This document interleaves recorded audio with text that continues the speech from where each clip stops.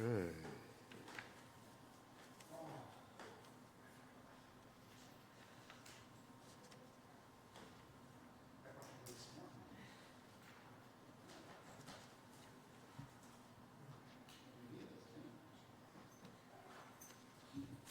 Four minutes. 4 minutes.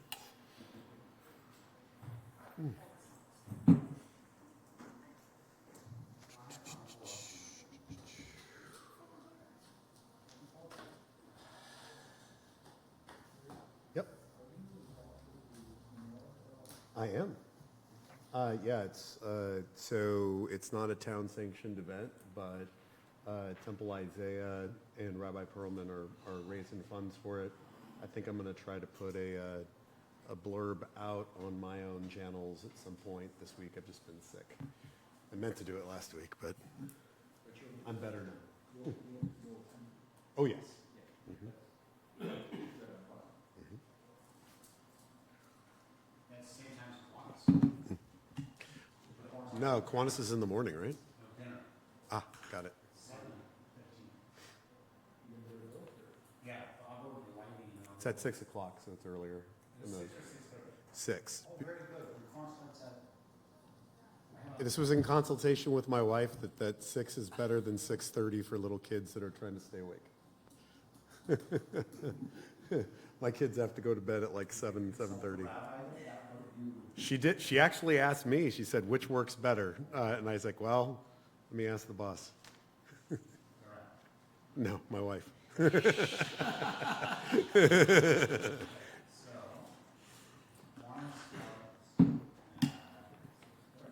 could work out. Good. So you know what I have going on at the moment. Right. And, you know, I've heard that invitation only events have been advertised, so. I don't think it's invitation only. I don't know I don't think where that came from. Yeah. I think the temple may have security concerns, but I do know that the chamber has put it around. So far, they're the only ones that I've seen do it. I couldn't get to Ellen Beans about putting it in MCN, but yeah, I'm intending on sharing it along Marinda families on next door, and I'm assuming we'll have same level of police patrols that we normally do. No hints.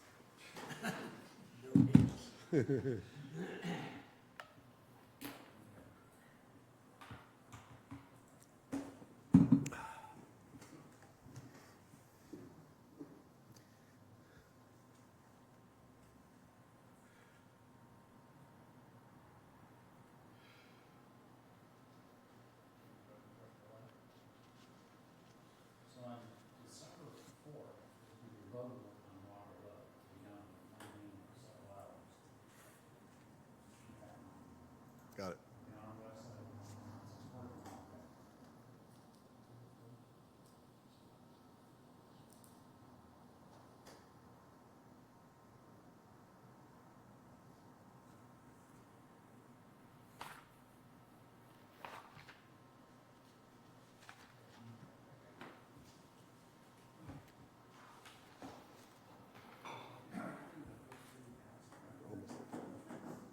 No. 1 minute.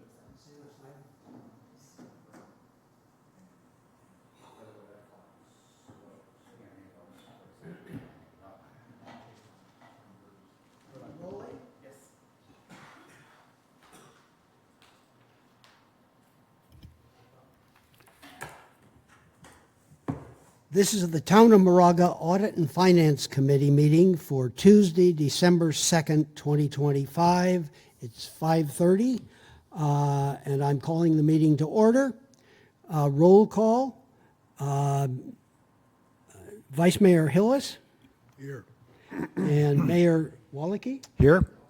And Treasurer Kennedy is here. Our other two members are not present at this time, but we do have a quorum, so we can proceed. First item of business is public comments and suggestions on topics that are not on the agenda for this evening's meeting. Time reserved for these in the audience who wish to address the Audit and Finance Committee on items that are not on the agenda. The audience should be aware that the committee cannot discuss details or vote on non-agenda items. Your concerns may be referred to staff or placed on a future agenda. Note that there will be public input at each of the items on the agenda.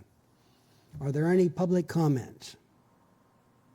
Seeing none, we'll move on to the next. I'll close the public comment period and we'll move on to the next item on our agenda, which is approval of the action minutes for the AFC meeting of May 2nd, 2025. Do I have a motion? I move that we accept the action minutes for the AFC meeting of May 7th as proposed. They look good. Second. Oh, you got it. Any discussion? If not, all in favor? Aye. Aye.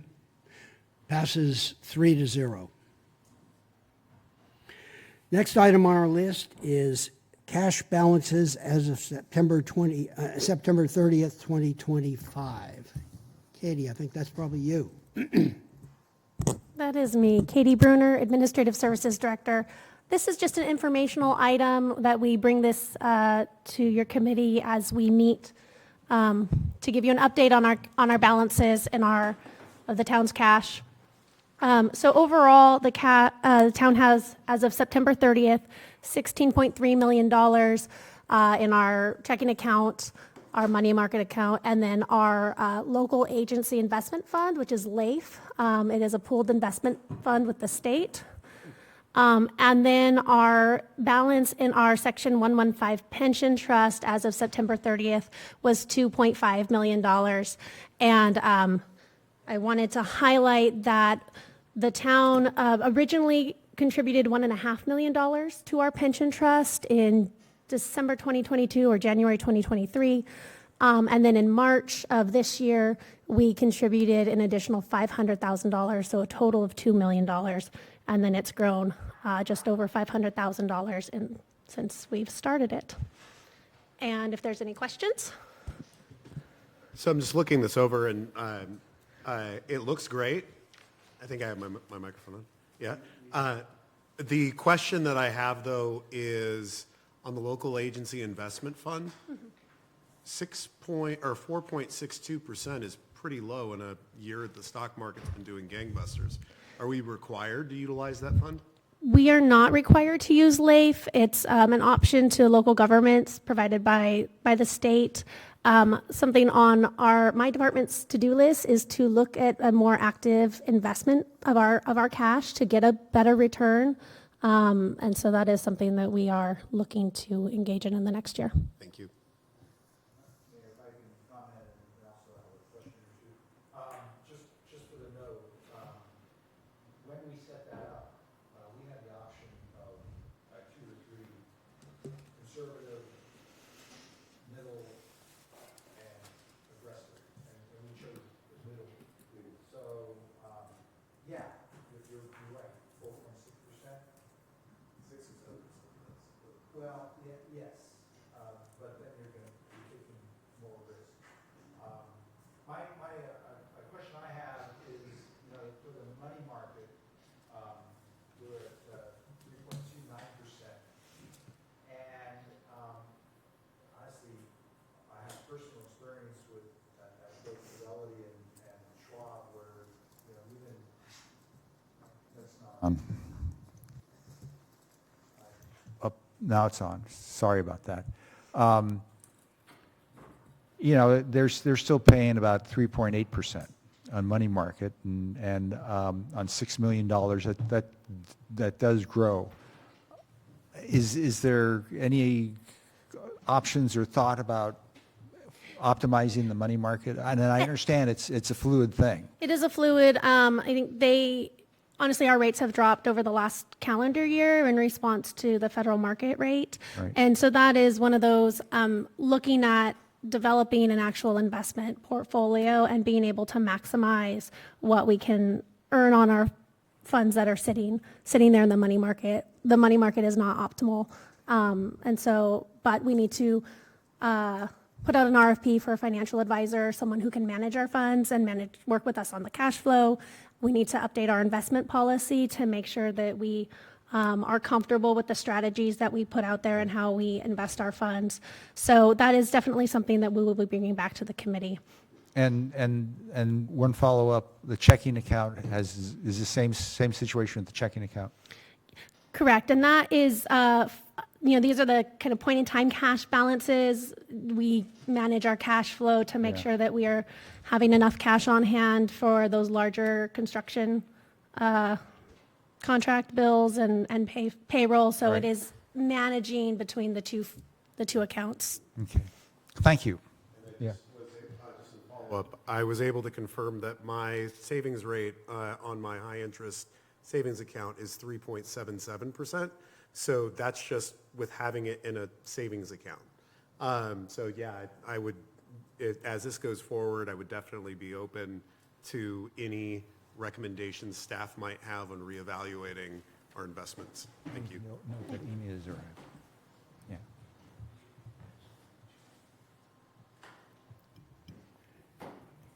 And Hear you loud and I clear. I might note that at 5:05, Amy arrived. Welcome. Good to see you, Amy. Thank you.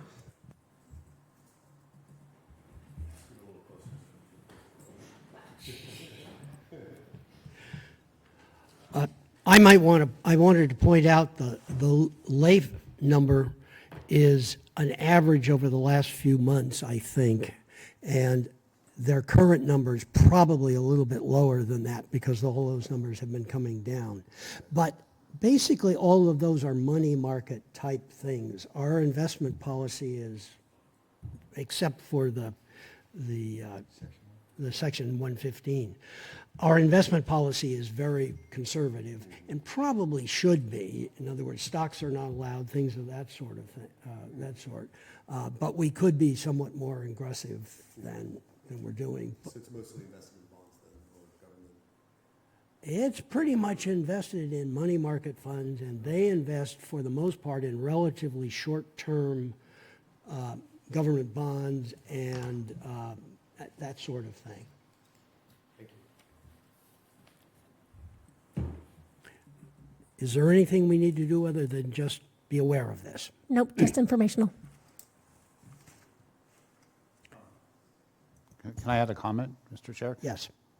So I don't always come to these meetings, but you're seeing an evolution in how we approach, how we manage our funds and so on. But you'll recall, a couple of years back or 3 years back, we went down a path. We brought in the Schuster firm, so we did the 115 trust. We broke away from PARs, not PERS, PARs. We're getting much better returns as a result of that. And then in an area that you don't see directly in our deferred comp accounts, the 457, 401A, we're getting way better options for our employees and much lower fees. That's not necessarily an impact on the taxpayer directly, but it is creating more wealth for our employees through their own investment opportunities. So we're always looking at being more efficient. We'll follow up on the suggestions that were made today. Moving on to the next item on, well, I guess I ought to open that for public comment. Seeing no public comment, we'll move on to the next item, which is review of the audited financial reports for the year ending June 30th, 2025. So I'll kick us off before I turn it over to David here.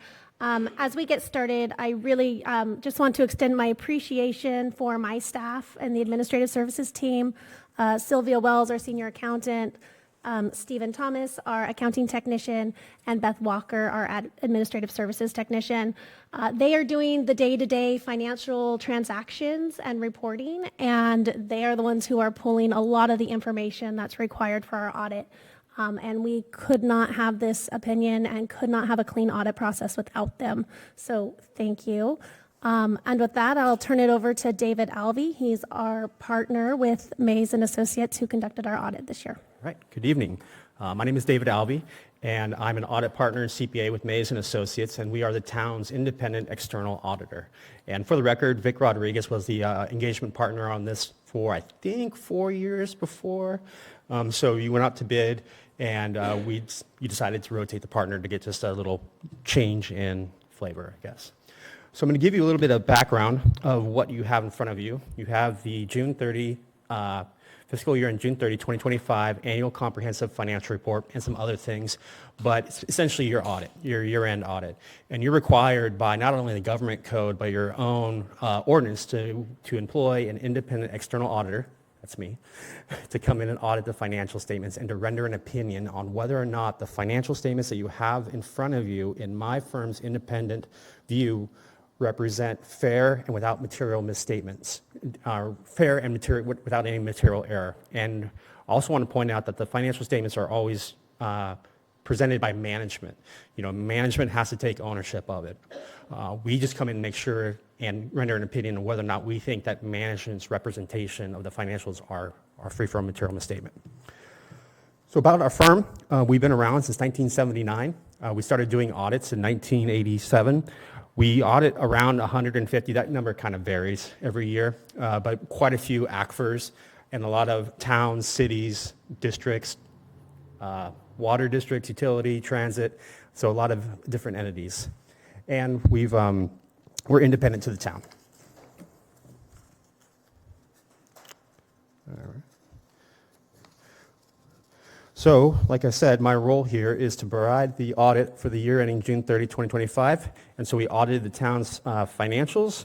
We also looked at the appropriations limits. That's also called the GAN limit for your tax levies. And then we're going to do a compliance audit in about a month for the single audit. And the single audit is for if the town spends more than $750,000 in federal funds, that requires us to come out and do a compliance audit. And a compliance audit is a lot different than a financial statement audit. We don't have the ability to have materiality. If it says that you need to sign that grant agreement with a purple pen standing on your head, you better have a picture of you with a purple pen and standing on your head. So it's a lot different. We conducted our audit according to generally accepted auditing standards, United States, and government auditing standards. And kind of like a really high-level overview of the audit process itself. We do our audit in two phases. The first phase was in June, and that's the interim phase, and then the last phase, the final phase, was in September. And in the interim phase, we are looking at the checks and balances. We're looking at the internal control environment. Dollar amounts doesn't really matter. If you don't follow your purchasing policy on a $10 purchase, that holds just as much clout if that was a $10,000 purchase. So we're looking at journal entries to make sure that there's separate reviewers and approvers. We're looking at disbursements to make sure you're following not only your policy, but there's proper backup and there's proper authorization, proper segregation of duties there. We're looking at payroll, making sure that employees are being paid by the right MOU or pay schedule, salary schedule, and that they're being reviewed. And once we get an idea of the internal control environment, then we get to know how much work we have to do at final to get comfort over those balances. If you had really poor internal controls, we would have to test a lot more at final to get comfort to be able to render an opinion. Not the case here. But so when you come back at final, that's when we're looking at your bank, your cash in bank. We're sending your legal confirmation. We're sending your tax revenue confirmation to the state and to the city or to the county. And we're testing the balances. And that's where materiality will come into play. You know, we test only the material items that would cause a material misstatement on the financials. So, audit results. Technically, the page 1 is the only piece of this document that my firm owns, and I'm pleased to say that is an unmodified or clean audit opinion, and that's the highest level of assurance that a CPA firm can give an entity. So congratulations, you passed your audit. We also, with the appropriations limit, that's an agreed upon procedure in AUP, we had no findings with the calculation of that GAN limit. And then we'll see how the single audit goes in a month.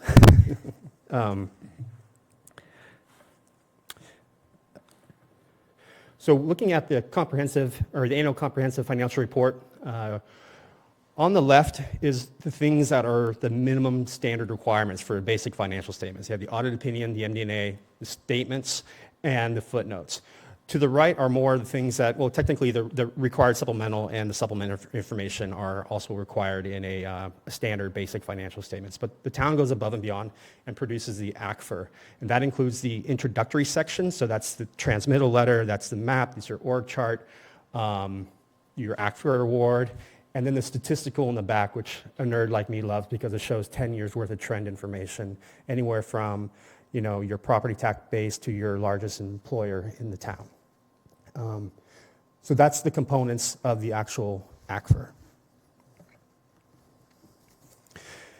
And I'm actually an aquifer reviewer, so I know that getting the award is not really as easy as it sounds. I mean, there's a lot to it. I think the checklist is around 215 items long now. And so the idea is once it gets approved and gets finalized, we'll submit it to GFOA for the Certificate of Achievement of Excellence in Financial Reporting, which you've gotten for quite a few years now. So looking at the financial statements themselves, government accounting is always kind of interesting to explain, but you have what's called a fund level and you have what's called the entity-wide level. And at the fund level, you're looking at the near focus term. So whatever asset liability that's measurable and available is at the fund level. So at the fund level, we don't have any kind of long-term assets or long-term liabilities, and the equity is the fund balance on a modified accrual basis. When we get to the entity-wide, that's when we pull in your long-term assets, your capital assets, your debt, your bonded debt, and then your equity is net position. So I always try to explain this as when you're trying to think if I can afford to hire a gardener, that's the fund level. We're looking at what our monthly nut is, what our annual thing. To see what I'm going to retire, that's the entity-wide. You see all my assets, my house. You're not going to take into consideration your mortgage when you're going to try to do something like that. So we had a couple of new Government Accounting Standards Board's pronouncements come into effect this year. GASB 101 has to do with compensated absences, so that's sick leave and other comp time, vacation time as well. And before, it really mostly has to do with sick leave, because like a vacation, you earn it, you get it paid out at year end. But with sick leave, sometimes there's limitations. You get 50% of your time at termination. So what this GASB does is it says, okay, normally you would just take the whole amount of sick leave, slash it by 50%, and that's the liability. But maybe somebody will burn through all their sick leave before they actually leave, and so they're not going to take that 50% haircut. So now we have to look at it from is it more likely or not that that person is going to use all their comp time before they're terminated. So it's a little bit more of a complicated transaction to look at, and going forward, that's the bar that we're going to have to assess those liabilities for comp abs. It did change a footnote, note 1G. It actually made it easier, because before we had beginning balance, additions, retirements, and ending balance of compensated absences. Now it's just a net number, because they knew that we plugged that anyway. We would find one and back into the other. And then GASB 102, so certain risk disclosures. And this was an interesting one because it has to do with concentrations and constraints on a local government. So a concentration would be like if you don't have a very good diverse revenue stream, or you're reliant on a certain entity, a certain industry. The example I give is the city of San Pablo. They have a casino within their boundaries, and I think it's around 15% of the revenue of the general fund. So that's a disclosure. A constraint is something that's imposed on you. So this could be regulated spending. A lot with my water districts, they have certain standards that they have to bring their water treatment plants up to, and that costs money. So that would be a constraint on them, or it could be regulation caps or something like that. But wasn't the case. We had no impact to the city. And actually, it's interesting because when the GASB representative came out to our conference, he was saying that you would already know these existed if they were there. So don't go looking for them too far. So looking at your financials, again, the entity-wide, that full accrual, your total assets were $111.8 million. Your deferred outflows was $3.3 million. Your liabilities were $16.3 million. Deferred inflows of $3.5.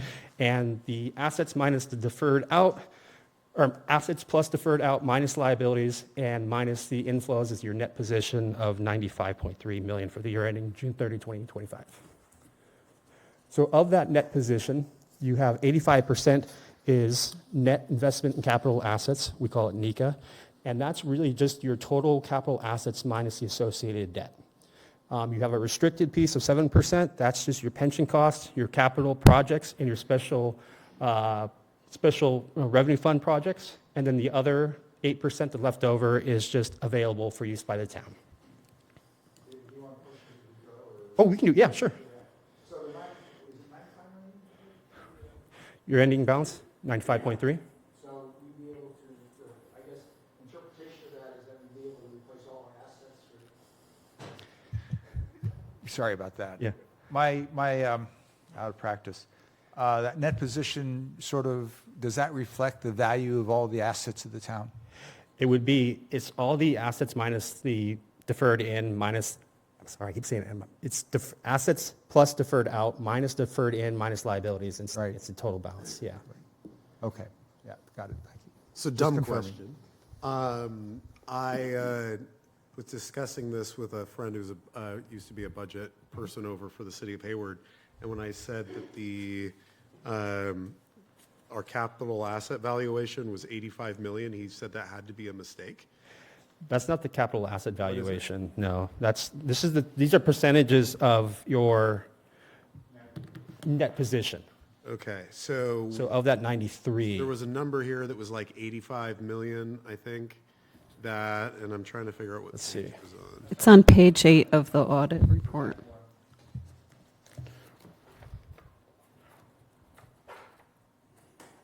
What did you say?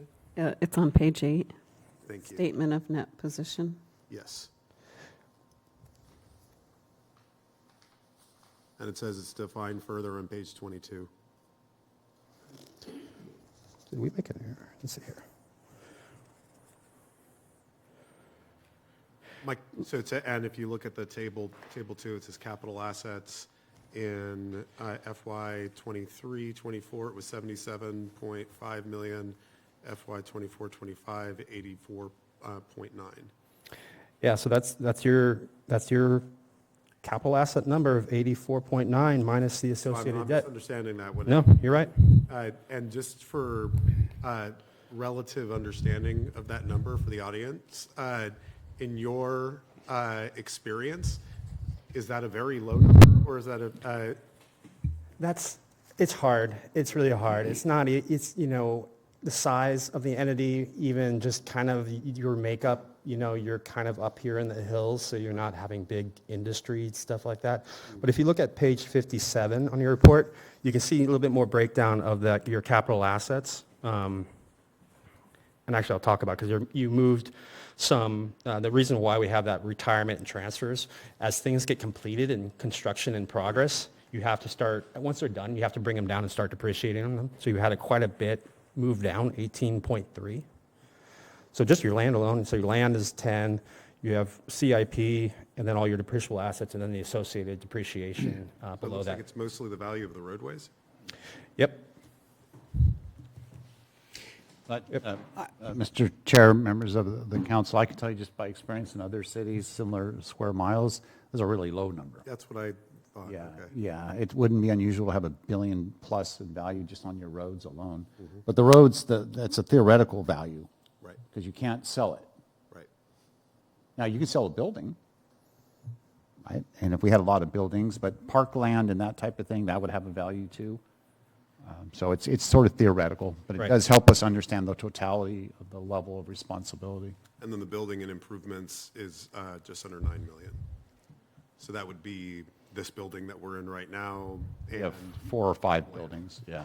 got it. The hacienda, the library, this building, town hall, and then ancillary buildings that we have here and there. One of the problems with this is what you're really, I think, looking at, and clarify if I get this wrong. When we buy something, it goes into the pot, and then it starts depreciating, and a building will depreciate over a long period, like 30 years or something. The problem is, it's when you bought it. So the number that's in this for the library, for instance, is pretty much based on what it was when it was built 50-some years ago. The roads, as they're done, same sort of a thing. And so these are not replacement numbers. Right. Roads you can't replace, but, Yeah. roads you can replace, but it's kind of an artificial indication of what some of the value is. But if we had to replace it, it would be many If times. you got hit by an asteroid, it would probably cost more than 9 million to Right. replace. Right. And a lot of entities actually run into that problem where they don't have enough funds set aside for replacement of those or, preventative maintenance. And that's where some entities run into trouble. So of your net position, the 85% of that 93 million is your net investment in capital assets restricted that are the pension and capital projects, and then unrestricted. So this kind of just shows those numbers kind of over last year. You can see that your net investment in capital assets went up by 8 million. That's all the construction you see there on note 5 on page 87. Your restricted really didn't change at all. And then your unrestricted went down, and that's really just the catch-all from the two above it to a total of 95.3.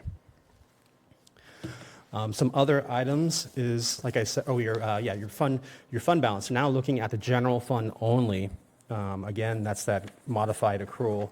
The general fund ended with a fund balance of 10.3 million, and that's a 812,000 increase over last year. Of that fund balance is broken up to sort of restricted, committed, assigned, and unassigned. Your restricted is your deposits. Your committed are developer fees and emergency reserves. Your assigned were just your encumbrances, and the unassigned is just, again, the kind of the catch-all of, the three above. Could I clarify? The committed, the 9.6 million developer fees, and I know what that is. The emergency reserves, that's the 50% of that the council has said we were going to set aside. Correct. So in March of this year, when we updated our reserve policy, that 50% reserve used to sit in the unassigned bucket, and we moved it to the committed designation to better delineate that it was a reserve set aside for a specific purpose. Yeah. And it was probably 7 years ago, GASB 54 came around, and it broke these out differently. Like restricted is like imposed by an external party, right? Your bond reserves, your bond, that sort of thing. Committed are things that the town council can release and do at that level, by a vote. And then assigned is more for the accountants, and unassigned is a catch-all.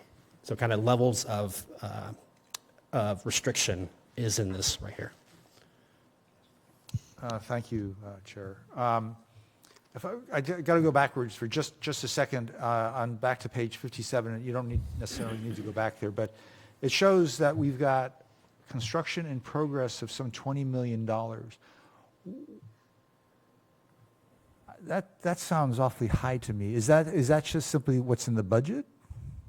But even the budget is not 20 million. So that 20 million is, one, it gets carried over from year over year, but there are carry forward projects, and there are projects that sometimes, because we're still waiting for federal funds to reimburse us for, that we haven't fully closed out and capitalized. So this number doesn't always tie to our capital budget, because sometimes we complete a project, but we're waiting for the final punch list or the refunding from, reimbursement from a federal grant. And so we don't close it on our books until we can say we're done. It's really a number of different flows in and out in that sort of category of construction. Thank you. Correct. Perfect.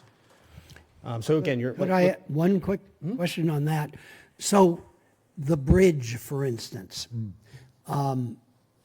is the full dollar amount of something like that in there until you can actually say, okay, we got all our grants, we paid for it, and now you take the whole thing out? Correct. And actually, and this year, we are waiting for a final reimbursement from the federal government, because the bridge has been in operation and has been for quite some time. It's in the retirements and transfers this year. It's included in that 18.3 million. So there is sometimes some area of debate from when the engineers say it's complete versus when the accountants say it's complete. So there's a little bit of movement in there. Yeah. Thank you. Okay. So you're the 12 million moving down to roads and roads and related area there. Your property tax revenue increased 232,000, or 3.5 or 3.6%. Again, that's just increase in property value. And then your interest income increased 65,000, or 6%. And I'm seeing, rising interest income across the board in all my municipal clients. So the memorandum on internal controls. Now, this is my firm's communication with this committee about things that we found in the audit. And we categorize them in three ways. A material misstatement, so saying that something material can flow through that internal control environment that we tested and end up causing a financial statement misstatement. It's really bad. We have none of those. The second one is significant deficiency, that something significant can flow through the internal control process and cause an error in the financials. We have nothing there. And then the last one is just to catch all other matters. And this is things that we bring to your attention that don't fit in the first two buckets. And the only thing we have on there is this upcoming government accounting standards board's pronouncements. There's two more coming down the pipeline. One's going to have to do with some proprietary stuff, so it's not really going to affect you too much. And the other one has to do with just how capital assets are being displayed in terms of leases and that sort of thing. So nothing earth-shattering coming down the line. The second half of that document, or actually the second document in there, is the required communication. Now, government auditing standards require that I tell you that we had no material misstatements, we had no issues with accounting assumptions used by management. As accountants, we have to use assumptions, fair market value of investments, useful life of capital assets, technically the pension assumptions that you get, you have to sign off on as well. So we had no issues with management's assumptions on those. We had no scope limitations. We have no disagreements with management. And we don't think management had another CPA firm in the wings just in case we didn't issue an unmodified audit opinion. I don't always get to laugh, but I'm required to tell you that. And with that, I just want to thank Katie, Sylvia, Steve, and Beth for all their help and open up to any questions you might have.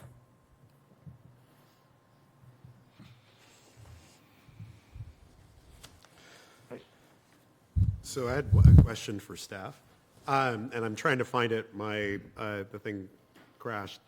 I remember vaguely conversation about the 60 acres that we're leasing to Moraga Country Club from a while ago. I thought I just saw before the thing crashed that we're only charging them like $7,000. Page 59. Yeah, I can't get to it. So we are required to report on our leases, and our lease with the country club is a monthly revenue of about $7,000.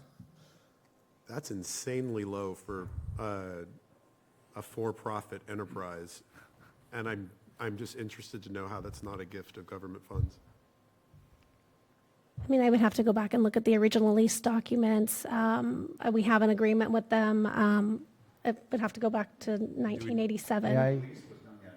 So it was, and I think our increase on that is based on a calculation of CPI. May I, if at the appropriate time, let me give some background on that. Okay. And of course, this is the back nine was originally Caltrans, owned by the state. Then for a period of time, leased to Moraga, and then granted to us. And the original lease that we had with the country club, from my memory, is like $8,000 a year. And, somewhere around 8 to 10 years ago, the lights went off.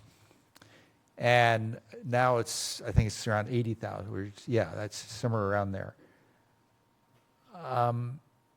And there are two very different views as to the value of that land.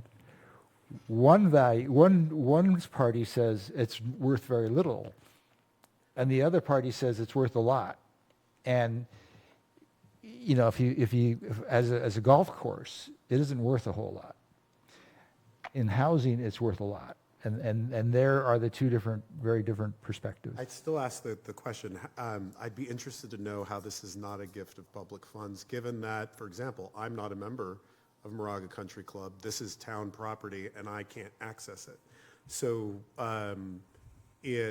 whatever the agreements were in the past, I saw the original lease terms were 20 years.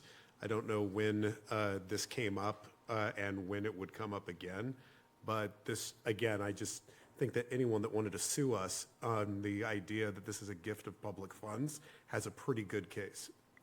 Mr. Chair, members of the board, we can pull up the lease agreement. I remember reading this when I first started 3 years ago.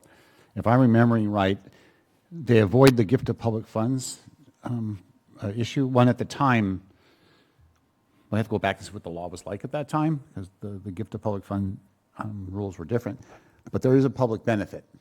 So the public benefit is the public has access, they can use the putting area and the driving range, and I think they can play 1 day a month or something. We have to go back and look at it, but if you're a Moraga resident, you do have access, limited access, and I think it extends to La Marinda. I do remember reading it. I do remember having it explained to me. We can go back and look at it. We can look at the current terms of the existing lease to see if that can be adjusted. And my suggestion is that as we move forward with the Park and Recreation Master Plan, Moraga has a dearth of recreation amenities, significantly lower than a town of our degree of affluence we should have. We should not be giving away public spaces for virtually nothing. And I do think that the public, I don't really care about what Lafayette and Orinda are offered as part of this, since this is Moraga's land. I would say that at very minimum, there should be up for renegotiation on community use of country club amenities, given what I would consider, I mean, you could also say that their golf course is not usable without the back nine. So I would just encourage, as we go forward on this, that we look into this in more detail. Mr. Chair, members of the committee, we're happy to do that. I'll put it on the work list for 2026, subject to council approval, so you'll have to give direction to me to do that. It's a good exercise to do anyhow, right? We have these agreements and leases. We should look at it. But I do want to offer an observation. I'm not trying to be argumentative. I'm not trying to take a view. But I have found, since I've been here, that the relationship with the country club is a very good one.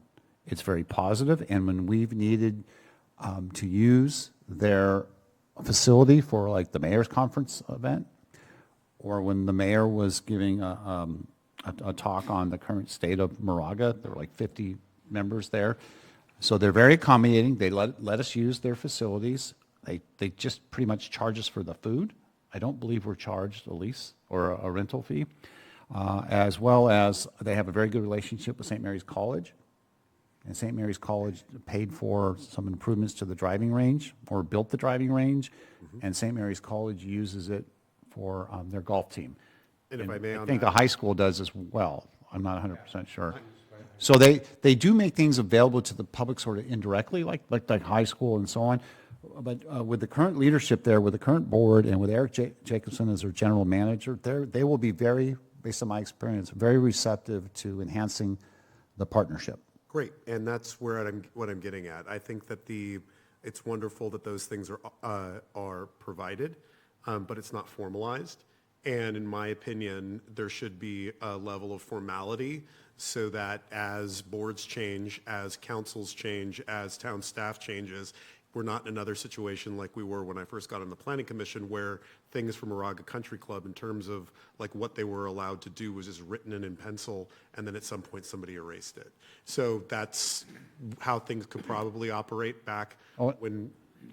I know the mayor, or Steve, I just want to also, they allow us to do the fireworks from there, right? So. They should pay us to shoot off the fireworks from there, because everyone else is at the Commons, and they anyway. So look, I just want to, I absolutely agree. It is worthy of periodically reassessing. I don't know the date of that last reassessment, and there are people, residents of the town, who would like greater access to the golf course. I value that. The golf course is open for walking every Monday. And just for the record, it was originally 9-hole golf course. Got it. It became 18 holes when that land became available. Anyway, just for the record. I have another question, just out of curiosity.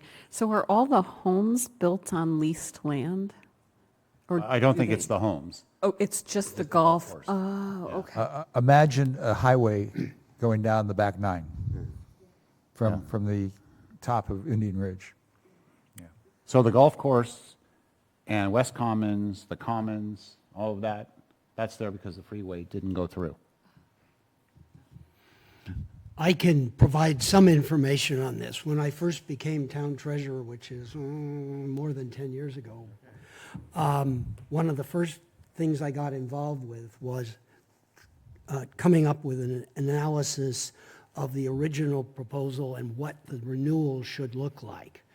And when I looked at it, it was pretty clear, the thing that you pointed out, you could value that land at almost nothing, in which case the lease shouldn't be very high, or you could say that land ought to be houses, in which case the lease should be much, much higher. And I came up with a very big number in the analysis, if you looked at it that way. And the council went back and negotiated with the country club, and they took into consideration, I think, some of the things we've talked about. It certainly is a comfortably low number from their standpoint, I would think. I would agree.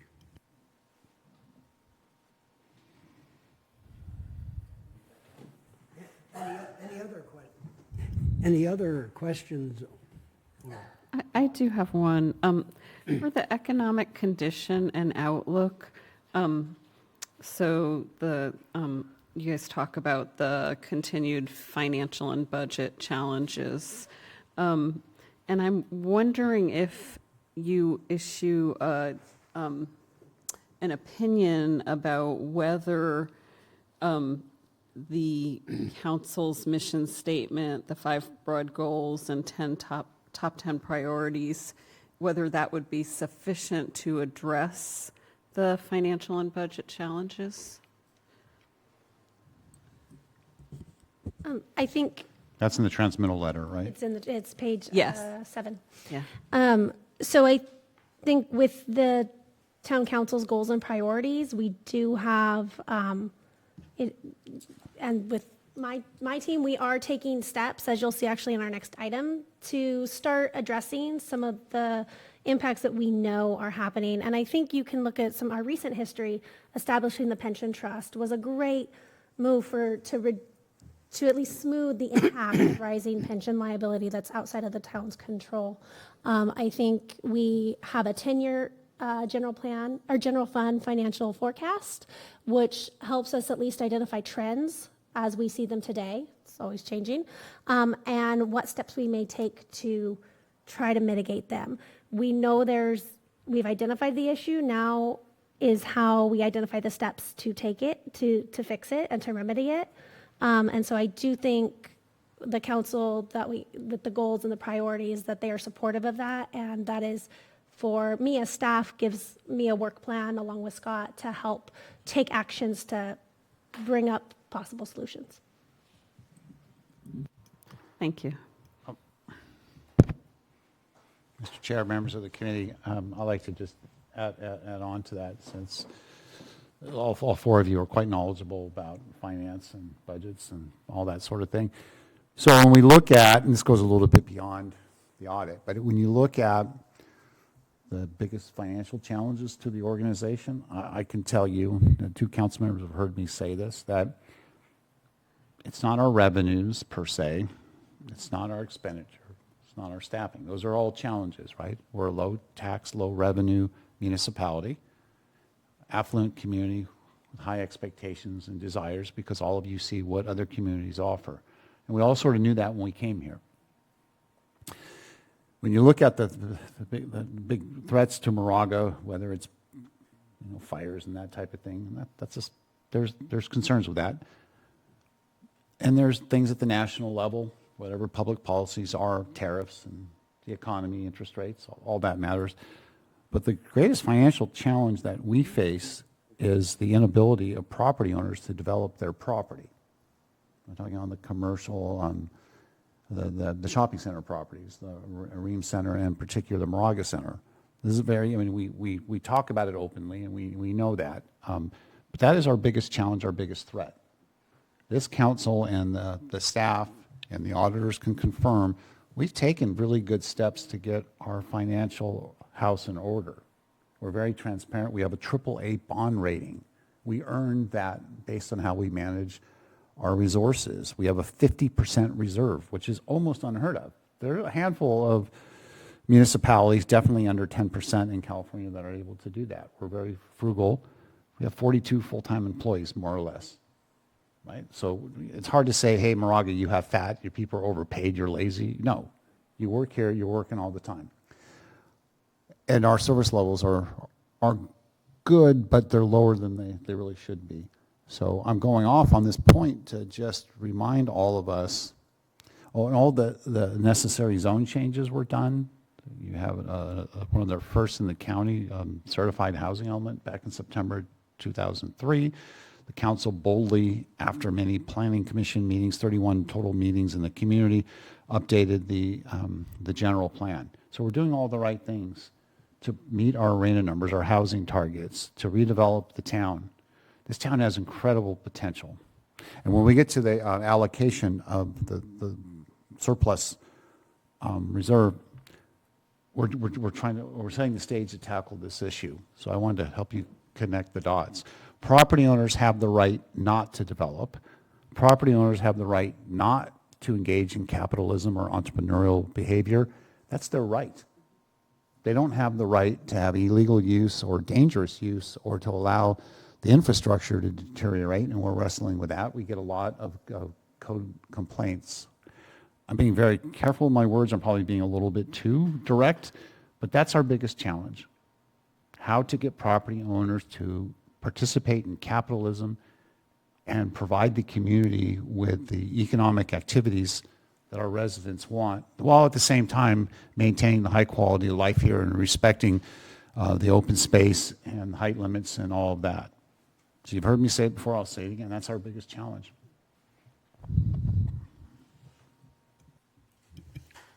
Any other comments or questions? I will open this up for public comment. If there's any public comment, now would be the time to make it. Seeing none, I'll close the public comment and return to the committee. Are we done with questions for all the reports or just the maze piece of this? The whole thing? Well, A, B, C, and D? I think A, B, C, D, and Can I may have a few questions on that if I can. I thought we were still, I didn't see that transition, so to speak. Okay, so, Microphone. microphone. Damn it. Yeah, I'm used to leaving it on. So on table 8, on page 15, the Comcast fees to the town are down. You said this is page 15? 15, yeah. 50. 5-1. One, Five. 1-5. 1.5. Any reason why the franchise fees are down for Comcast? I would conjecture that that's related to increase in streaming and people cutting the cord to cable. Okay. So the franchise fee is directly, sorry if I can ask a Yeah. franchise fee is He's in charge. connected to the revenue that Comcast brings in from Yes. cable. Got it. And same thing for PG&E. It would be that Correct. it's based on the number of gas lines and got it. Correct. Okay. So when you buy Netflix and Hulu, I thought it was you're not helping your town.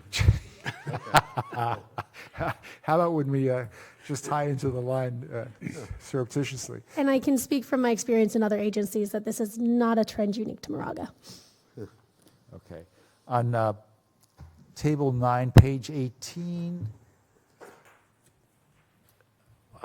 traffic signal maintenance went up 150%. Do we, I catch these, little things, I guess. I have a guess that one of the things was the light, the signal at St. Mary's and Moraga Road, which is right near my house. Somebody hit it with a car and knocked it down, and my guess is there were significant maintenance costs to fix that, but I will have to go back and research that, but I can get the committee an answer. It's not critical to the, you know. Okay.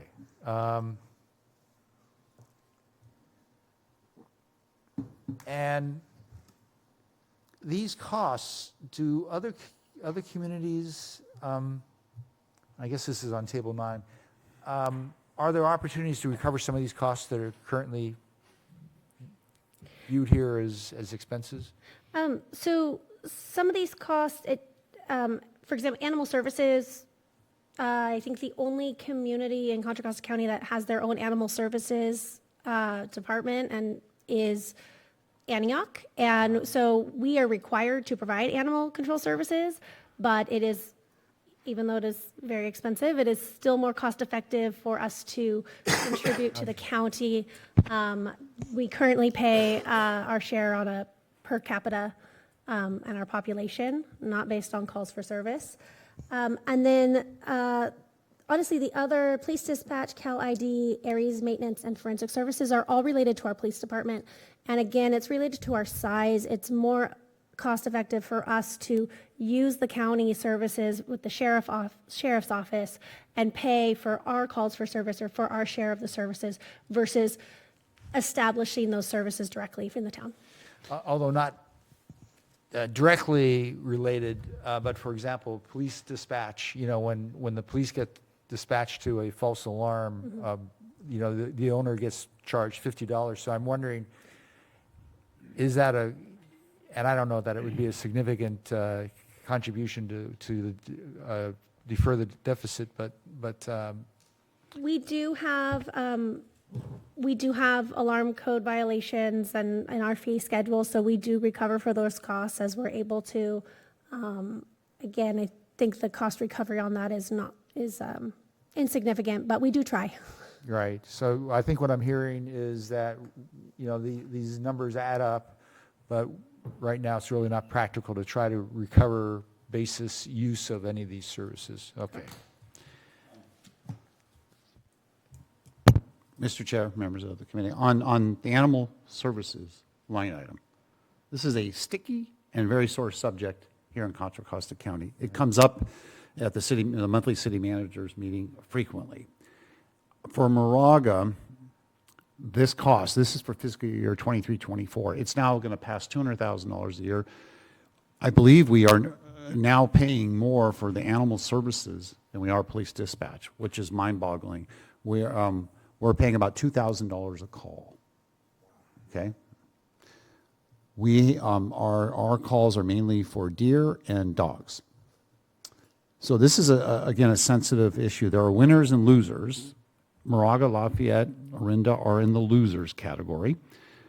We've been arguing, the police chief and I have been arguing with our colleagues that it should not just be a per capita charge, but it should be also a use charge. And there's a pushback on that, so we are trying to find a happy medium, but there are social issues, there are equity issues, and very sticky issues that have nothing to do with the service that we're having to deal with. So for the Loma Linda cities, it's hard for us to say, hey, there should be fairness. And we're told, yeah, but due to demographics and other things. And so for the rapidly growing cities that are perceived to be less affluent, they get a better break. So that it's not worth fighting over because we need the county for other things. But I want you to know that privately, we are arguing that it should be based on service and usage, and we are an extremely low volume user.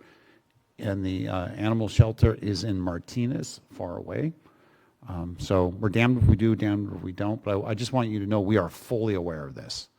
Okay?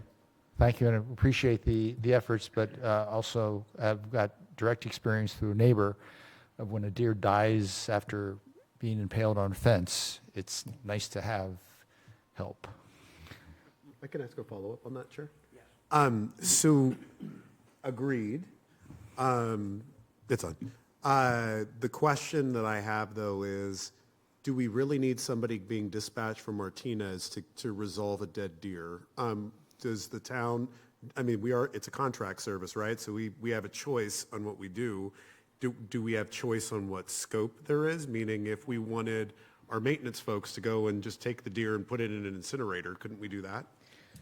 That's what they would do if it was at Moraga Commons. So my understanding is that the county has a standard contract with all of the cities in Contra Costa County.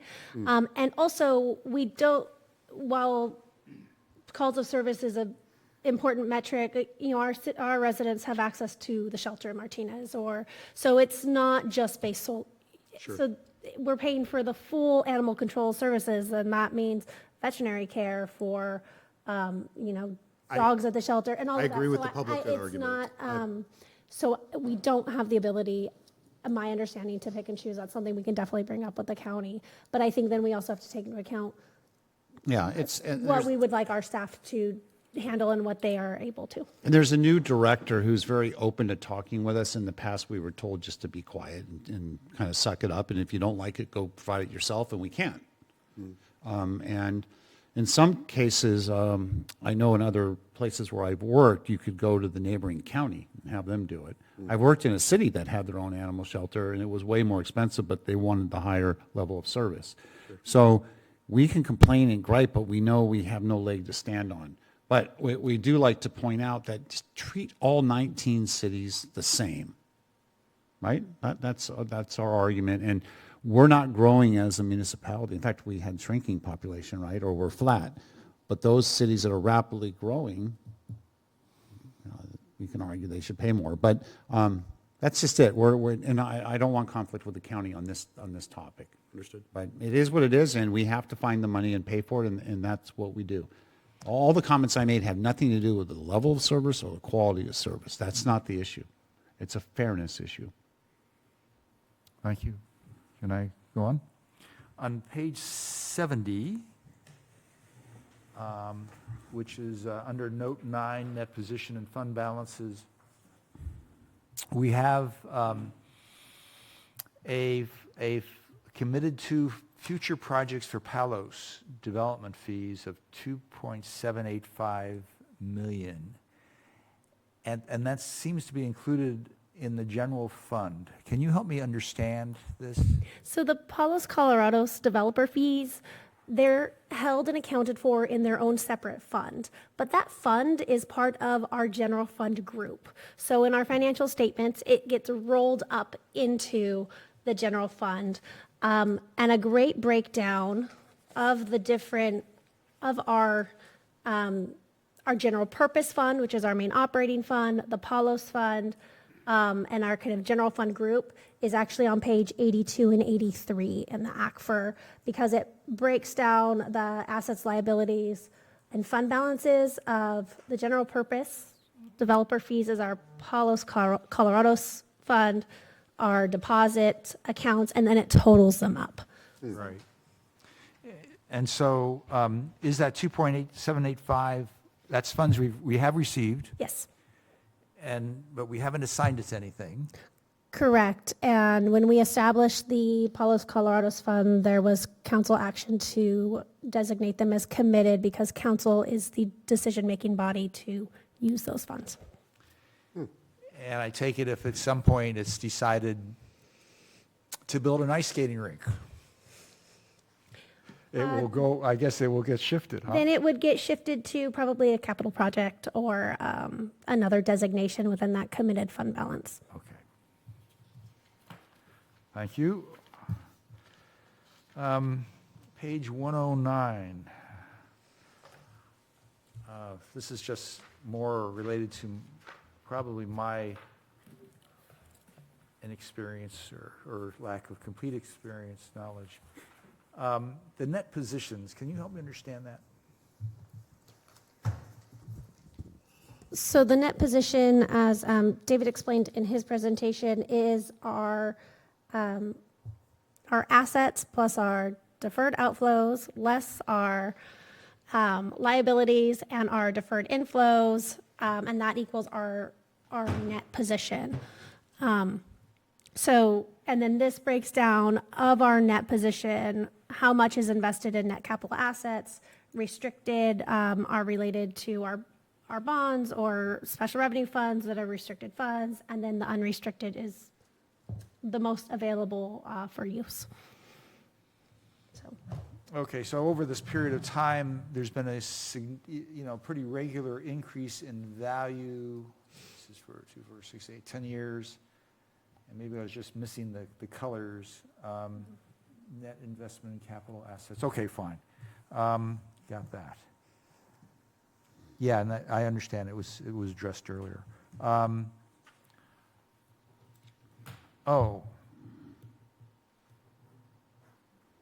Yes. On page 122, we were talking about sources of sales tax.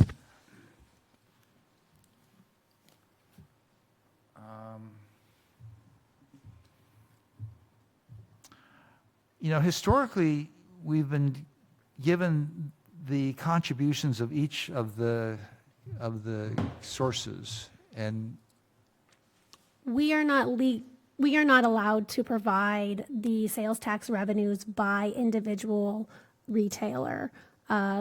We are allowed to provide sales tax revenues in certain categories as long as there's at least 5 businesses within that category. And those are, because this is based on their sales, and so we are restricted by state law on what we can provide.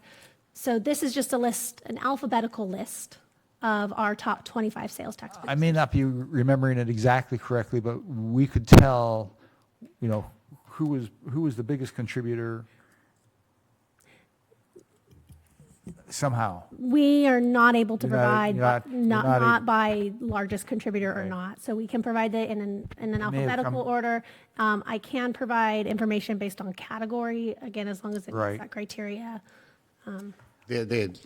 Katie's right. The Yeah. SBOE has very strict rules. We have that data, but we're not allowed to share it. Maybe it was shared in the past, but if we violate the rule, we can. I may have seen it some other way. Yeah. And I assure you, I didn't break into the, No, I mean, I don't mean to be like, overly weird on it, but it's, I'm being facetious. no, but the state has cracked down Yeah. and told Yeah, yeah, yeah. municipalities, don't share this, it's proprietary information. I'm surprised that Amazon is not listed there. So this is our Bradley Burns sales tax, which is your in-person storefront. And Amazon, through the Bradley Burns, is actually distributed through a county pool. So it takes all of our sales tax that we receive for the month or the quarter, and we get our proportional share of all online sales. Measure K, because it's a transactions and use tax, we get that 1% directly. So this is only the Bradley Burns top sales tax producers. And that applies to the other e-trade companies too, I take it. All online purchases. And, go ahead. I was just going to make a comment on that. Could you provide to the committee a breakdown of the Measure K money as to how much is coming from auto sales, without being specific, and online? And of course, we could then figure there's one great big piece of the online. So that because what we would expect Measure K to be is whatever we get from Bradley Burns is the 1%. And then the 2 big things we get is online sales and auto sales. And I think the auto sales piece is a fairly significant one. So I can provide that again, provided there's at least 5 retailers in the category. Online sales is not a category. Those are usually general retail, and sometimes they're broken down. But I can pull the information that we get from our sales tax consultant and share what we're able to share. Even if you're not trying to get it down to the close each dollar, it's sort of the amount we get for Measure K, what percentage of it's coming from auto sales, what's coming from online, and what's Bradley Burns, we know. And if I may, we know our Measure K, so we get about 1.3 million in Bradley Burns, and we get about 2.5 million in Measure K annually. So you can say that we get another $1 million in online sales or auto sales that are outside of our base. that we don't otherwise get.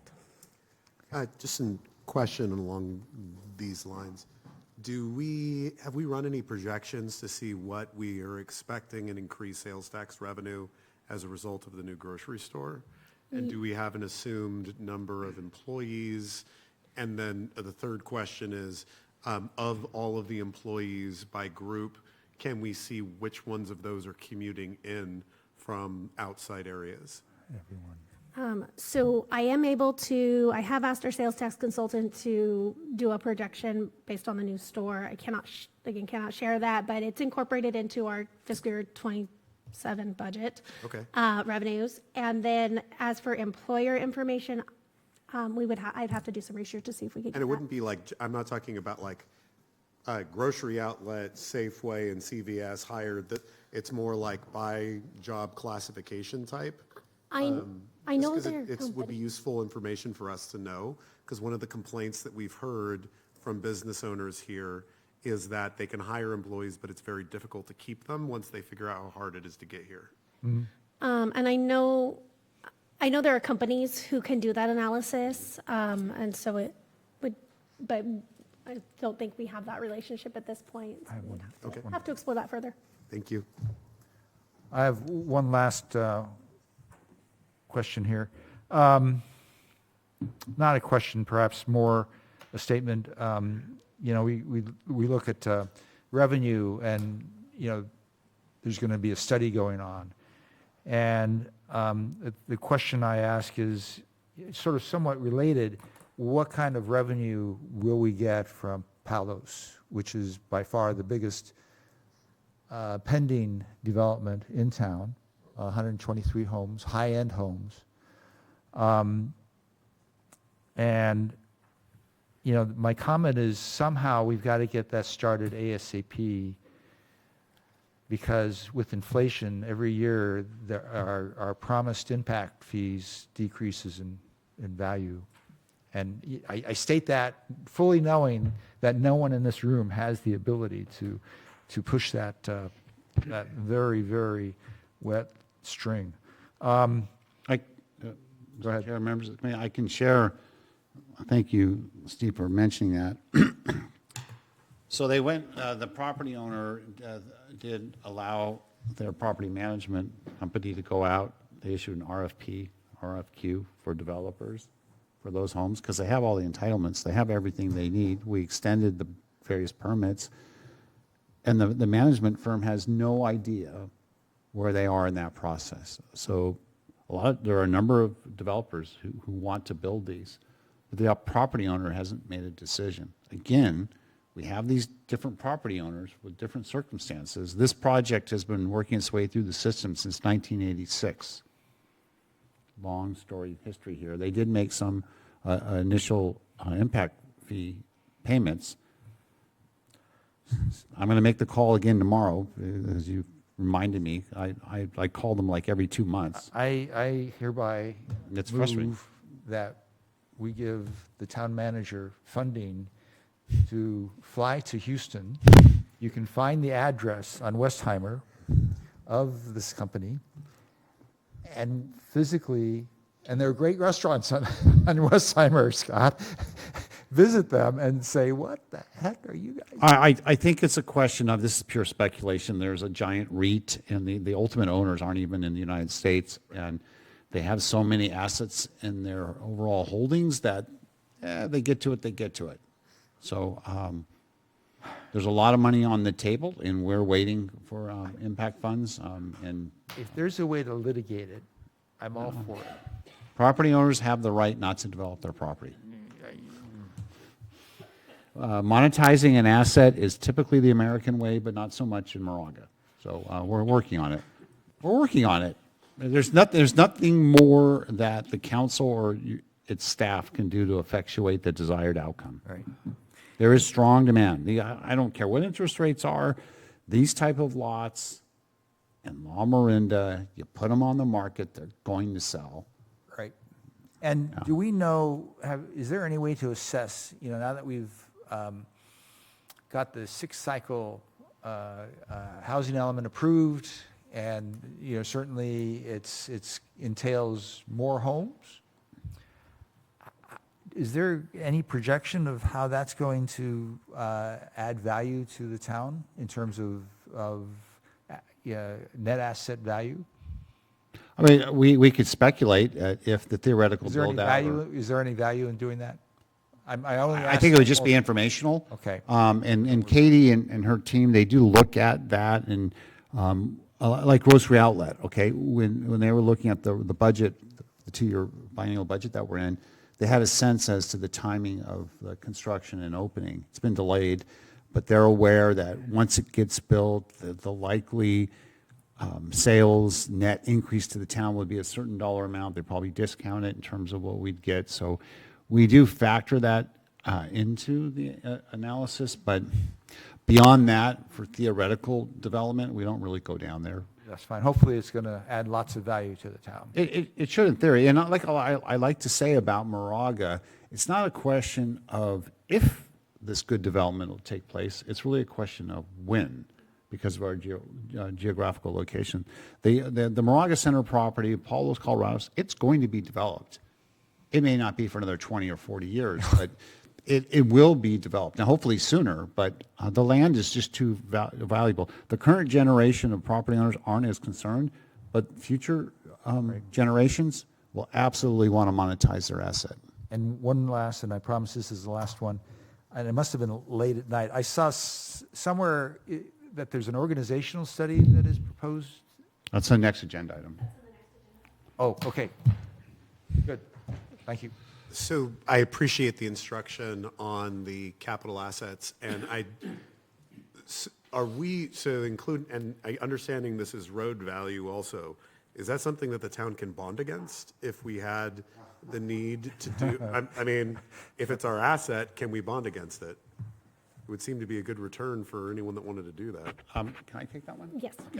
I have a lot of experience in this area, as both the public sector and private sector, as a banker and as a financial advisor.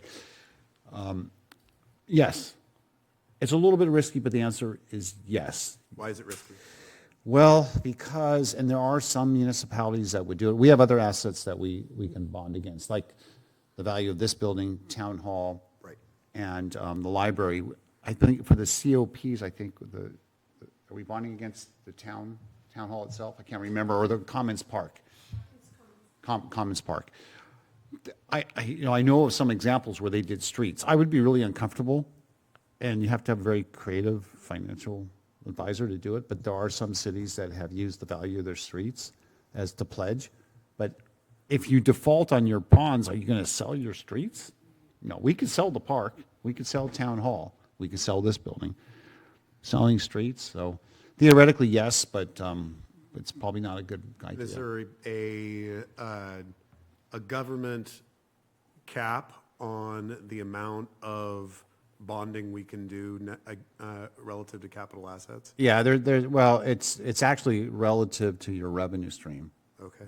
So you can only take on so much debt. There's state laws, 15% or some number. And where are we now? We're very low.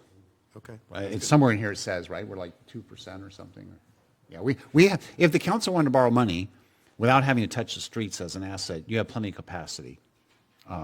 We'd have to have a compelling reason, but we could, if you wanted to move the police station or go to another location, we have bonding capacity. Thank you. It's in the stats somewhere, but Yeah, it's in there. yeah. Anything more? Amy, did you have any?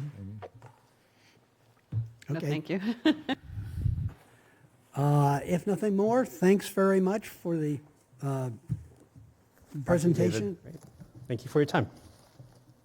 Very good.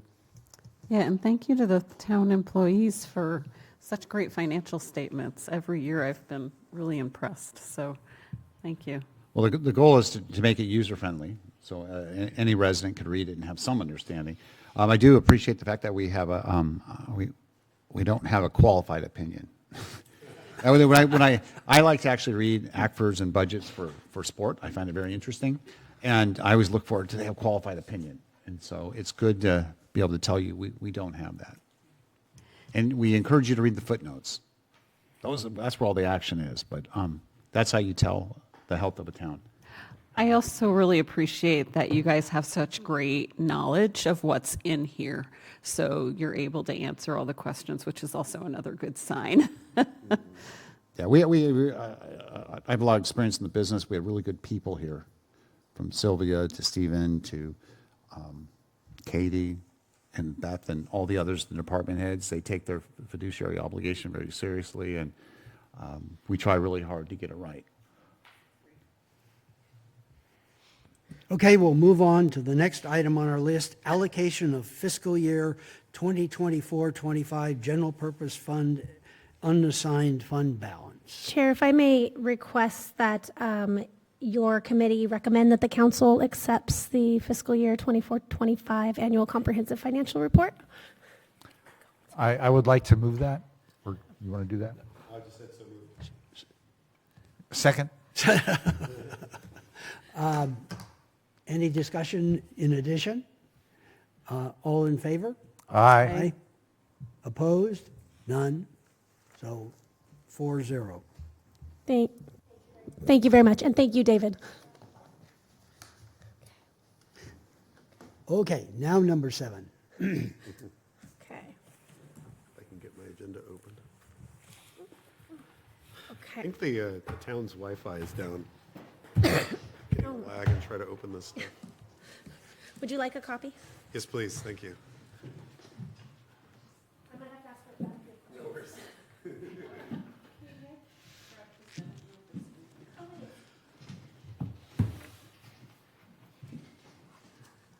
All right.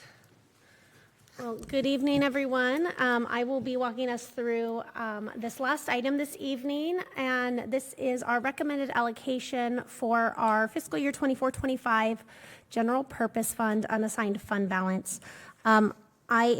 This entire report and presentation is only about our general fund, which is our main operating fund in the city. It's not part of our general fund group or any other fund, so make sure that's clear. So our general fund reserve policy, the town's policy was updated in March of 2025. We maintained that our reserve would be 50% of our general purpose fund adopted operating budget. We changed the policy to allow council to allocate funds that are in excess of that 50% reserve to one-time uses. And then we also made the move to show the reserve as a committed fund balance designation within the ACFR, which actually, in my opinion, makes it very clear what is in our reserves versus what is not. So our 50% reserve requirement is calculated on the next fiscal year's operating budget. So in fiscal year 23-24, our reserve requirement of $6.4 million was calculated on our fiscal year 25 adopted operating budget of $12.8 million. So based on our fiscal year 26 adopted budget, our 50% reserve requirement is $6.58 million. And then based on our fiscal year 26-27 adopted budget, our reserve requirement is $6.8 million, and so on and so forth. Can I ask a question? Absolutely. Sure. I know I've talked to staff about this before, but 50% as a reserve requirement is incredibly high for a municipality, isn't it? As our town manager said earlier, it is not common in municipalities, so yes. Do you know what the average reserve, isn't it like in the 30s? I don't know what the average is. GFOA recommends having 2 months of either operating revenues or expenditures as a minimum reserve. And then they also really recommend that it's dependent on your revenue streams, and also you're prone to disaster and emergencies. And Mr. Chair, members of, or Steve? Go ahead. Well, I can share with you in my experience on the private sector side, and many years ago I used to teach some classes through GFOA, and there's no like real set of guidelines. GFOA, CSMFO, they'll have some recommendations. You mentioned the 60-day reserve, and if you have business enterprise like a water utility, electric utility, wastewater utility, refuse collection, and I've worked in cities that have that stuff, they tell you to have 2 months. like, again, 60 days.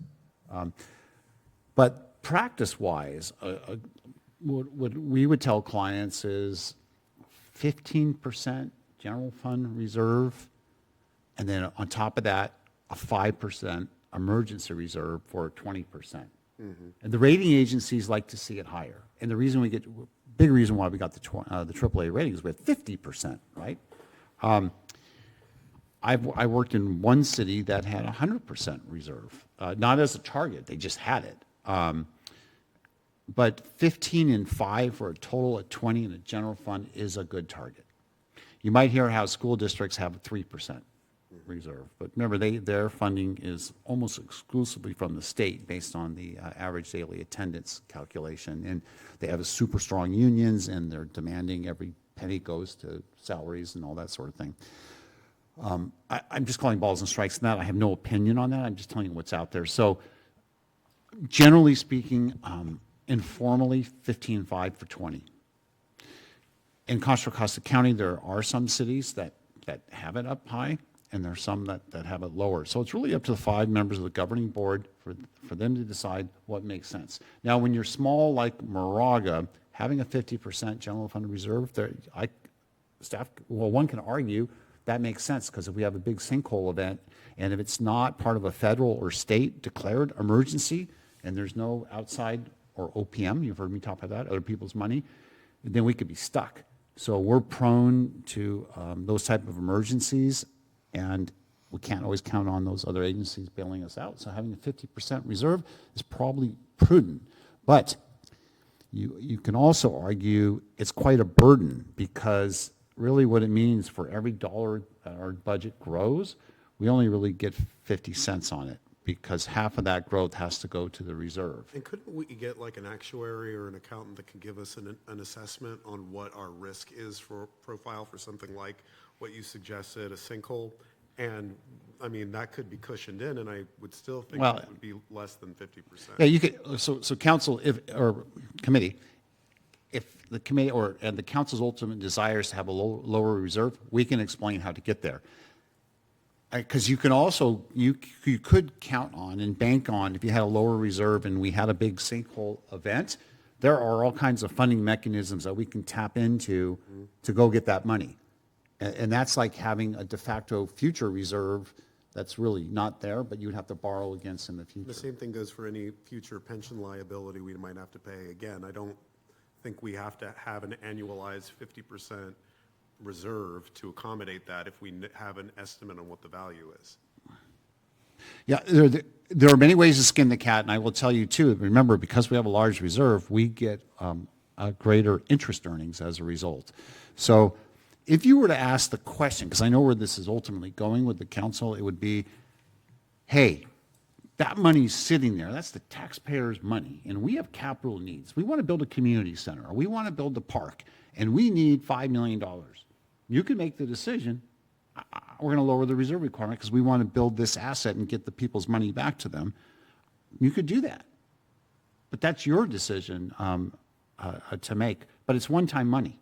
Right. If I could supplement this just a little bit, and some of it is really aligned with what the town manager just communicated, but I come from an industry where this is actually very applicable, and it really is a risk assessment issue, and you can do significant modeling of such. We actually have experience. In 2017, same year, we had both failure of the 8-foot diameter stormwater culvert at Marine Boulevard, and also, which took out a gas line, was quite dangerous, and also the bridge failed. And between those two events, we declared a fiscal emergency, which impacted our credit rating. Well, and I really don't, it impacted our the assessment of our financial strength.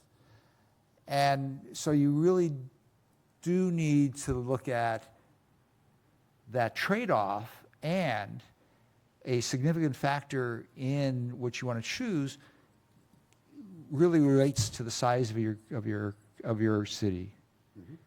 because I think as the town manager kind of alluded to, it doesn't take much to put us in a challenging position. A much larger city, you know, they can more easily survive 1 or 2 or 3 events that we cannot. So I think it's a really good question to ask, but it's not just a number. It's not just 15% or 20, 10%. You really have to. I would advocate finding go-by examples, enough of them so that we can. And Lafayette, for example, is it 55 or 60%? I think is their reserve. That It's sounds more than right. I don't ours. remember. Do you I remember? don't remember off the top of my head. Yeah, we have data that shows what Yeah. the reserves are, but it's really a comfort level for the council. Right.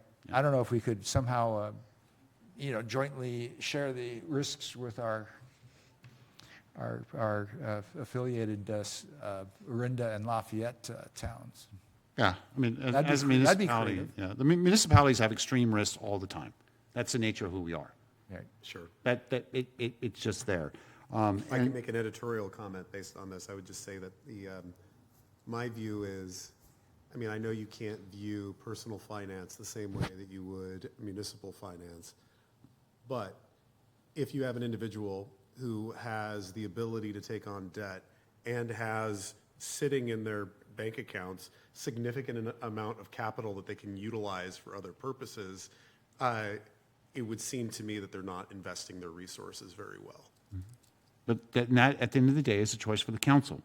We'll give you the options. This organization, I believe we can go up to 15% of debt service, right, for our recurring revenues, and we have plenty of capacity. You decide, does the community have the stomach to take on more debt? A lot of that. And then on the same thing on the reserve amount. Now, just kind of a hint where we might be looking at going in the next few years. So what's the 50% amount now? 6.8, 6.5, 6.8. 6.8. So maybe the council says, hey, we want a $7 million reserve, and let's keep it that way for 5 years. 7 million. And then we'll revisit it every couple of years. Yep. And then that would allow us to have a little bit more flexibility as the revenues grow. What's the percentage growth year over year? It's not much, right? Percentage growth of what? Of the reserve. Well, it grows with the appropriations or expenditures. Yeah. So I I don't know, think, 3 to 5%. It's somewhere around 7%, and right now our revenues are growing at 3%. Ergo,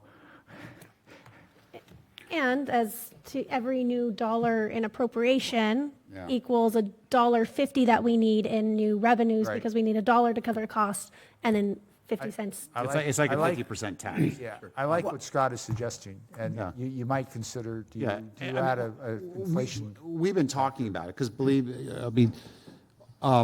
we could get, and by the way, this is a great problem to have. There are municipalities that have zero, There are right? municipalities that are declaring fiscal emergencies right now.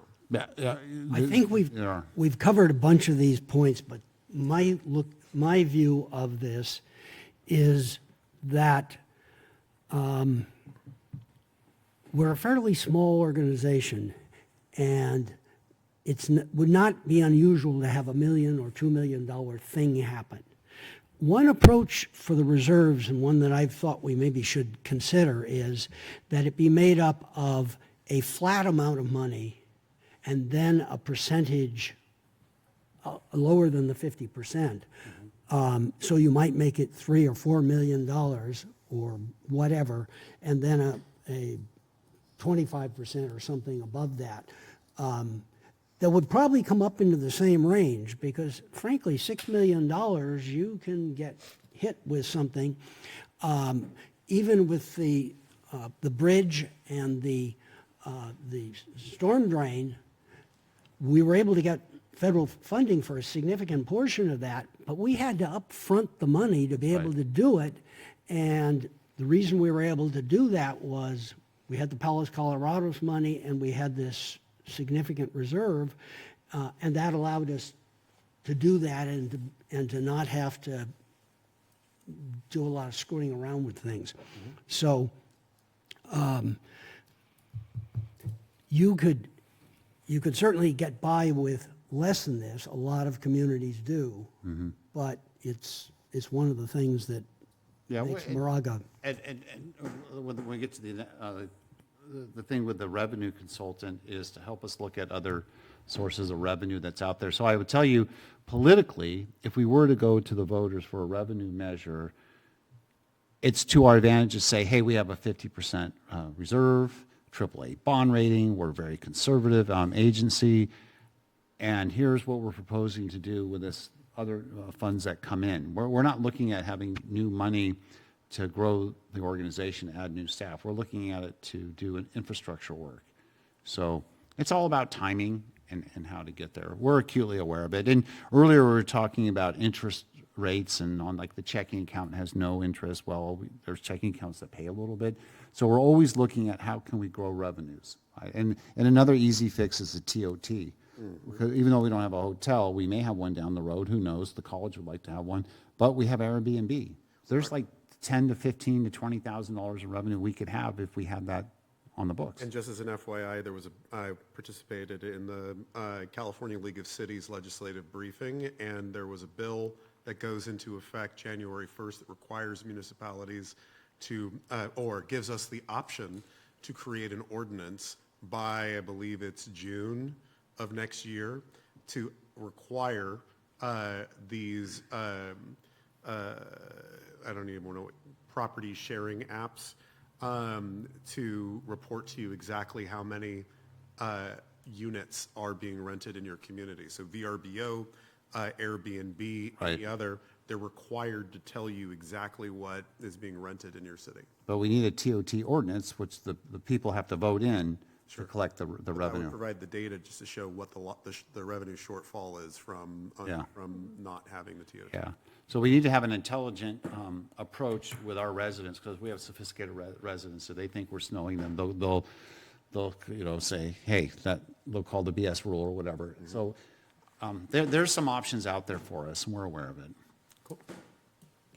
Yeah, I think that was a good discussion about the reserves and the options, but, I also worry about the unfunding of FEMA and other federal agencies and whether next time there's a natural disaster, if there's going to be anything coming in. So, I think I'm glad that we're conservative. And we talk about this as city managers in California. We're acutely aware because we are not. This is never in my entire career. We've never had a talk like this, but because the majority of California is a different political persuasion than the national administration, and we get penalized. And La Miranda is really a target, which is odd because the people who live here are very successful and they pay a lot of money to live here and a lot of tax. And California is a net exporter of tax dollars to Washington, D.C. We don't get more back than we pay out. Yeah, so we are acutely aware. And the impact of tariffs are brutal in California. So the key to being a success as a local government in California is being financially independent and sustainable. On that note, so I do know that Governor Newsom had proposed developing basically a California-type version of FEMA to inoculate ourselves. Yes, it worsens the net contributor status of California, but it also would help to buffer. And it's a great point to raise, and I would say that if the council contemplates any of these options in the future, that understanding, especially where the California funded program is, would be very valuable information as we contemplate those kinds of changes. And for the committee, if you look at, I think local government finance in California is just really intriguing because there are a number of communities that have decided they're going to be financially secure and independent. Elk Grove comes to mind. It's a rapidly growing city, largely blue collar, a lot of Bay Area escapees end up there, but it's a really well-run municipality, and they did a sales tax when they didn't really need it.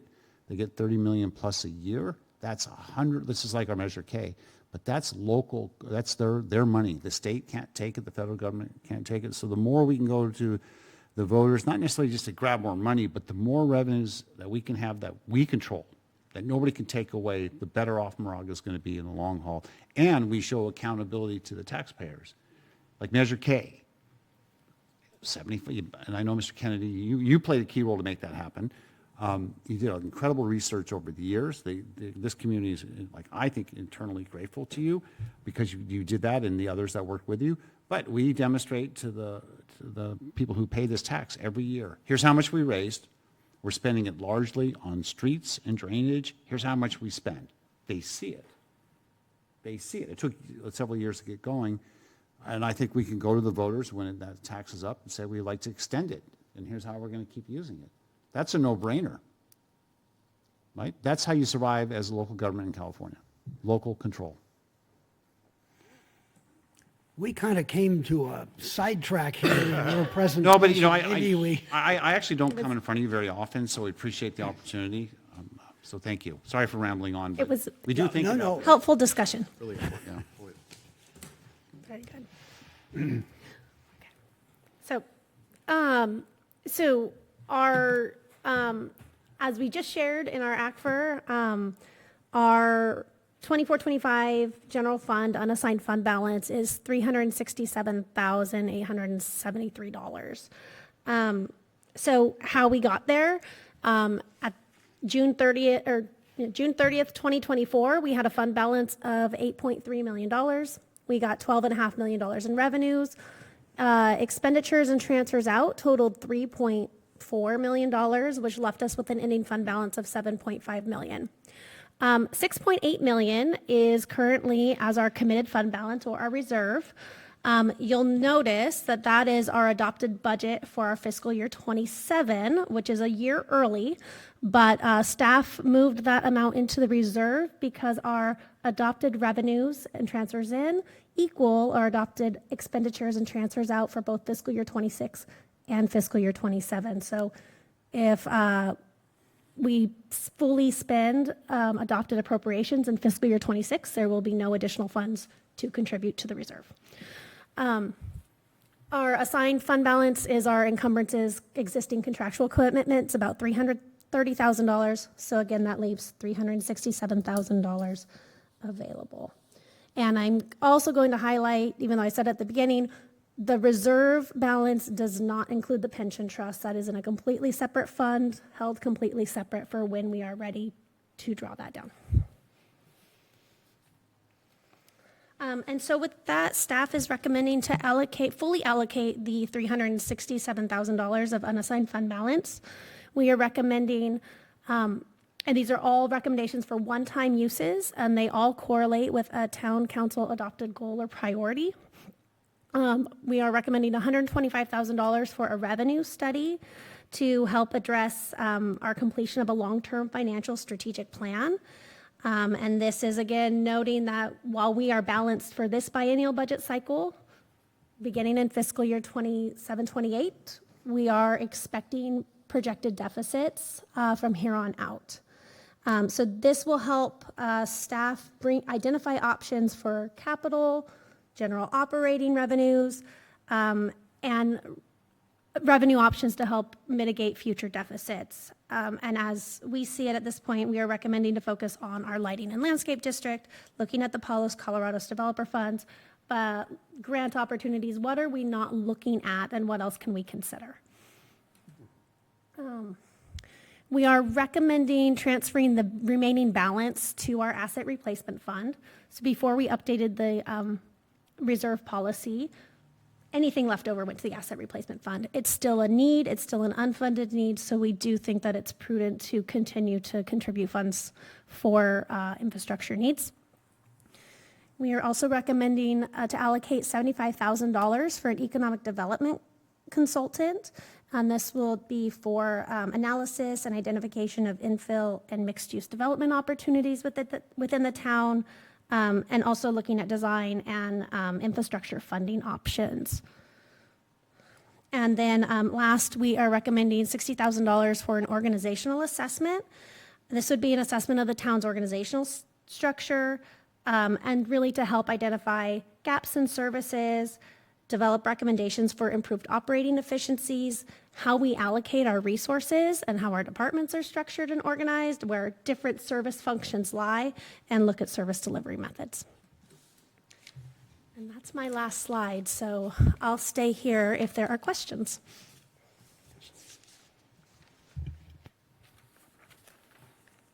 I'll kick this off.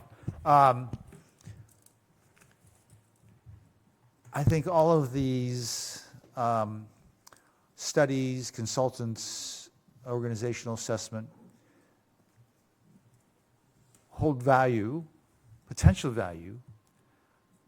I would appreciate, really for each of them, a little bit more, why do we think, what substantiates that it will get a commensurate or greater than commensurate benefit from each of these, and why, do we have actual substantive data substantiating that it really is money that that will pay off?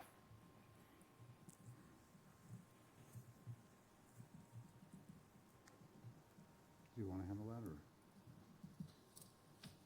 I mean, do we have other examples where municipalities have done such and the benefit of such, or do we really know there's an opportunity for each of those?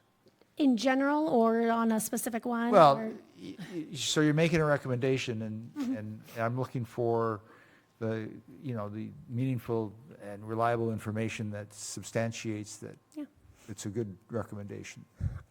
So I'll start off with the revenue study. I mean, that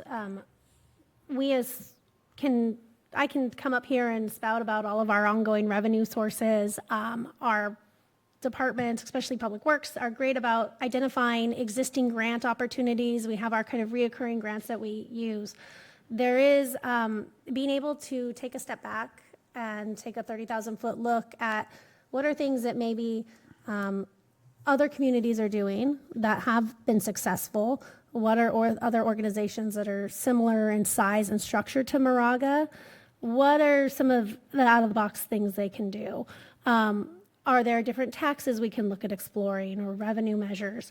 Being able to have kind of a consultant who has the expertise in that area, who can draw on the breadth of other communities and see what's been successful in those communities, gives us value as staff to make better recommendations to council and set the organization on a path for success.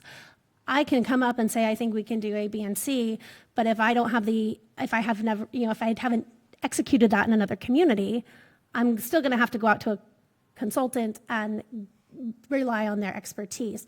And what works in community A may not work in Moraga. So being able to compare to other communities of similar makeup, residential demographic and economic status, size, there are different things that we can pull on that we would value from that expertise. And is that the area you came from, Scott, or is it a CPA type of consultant? Is it finance consultants that do this kind of studies? Are we talking about the revenue one? Yeah. So that's based on what we know other municipalities pay for this type of thing. But ours is going to be a little bit more broad because there is the landscape lighting district. And I was doing some calculations, so I missed some of your explanation. If I'm repeating what Katie said, I apologize. The landscape lighting district one is the lowest hanging fruit, in my opinion, because that's an easy sell to the community. The entryways into Moraga, with the exception of Moraga Way, are less than desirable. That's an easy fix. The landscape lighting district, we would ask the residents as a whole. There'd be engineering firm would come in and do the calculation. We need to generate X amount of money, and that would require X amount of debt service, and then you amortize that over a time frame. And then they would calculate how much we go to the voters for. $200 a year, $500 a year, I don't know, some number. But we need a firm that comes in to help us look at the different types of revenue measures they think would be successful in Moraga. So we talked about landscape lighting, TOT, there's a parcel tax. So it's good to get a firm in that does this day in and day out, and they'll say, here's the menu of options. What do you think would be viable here? And here's what you could generate. They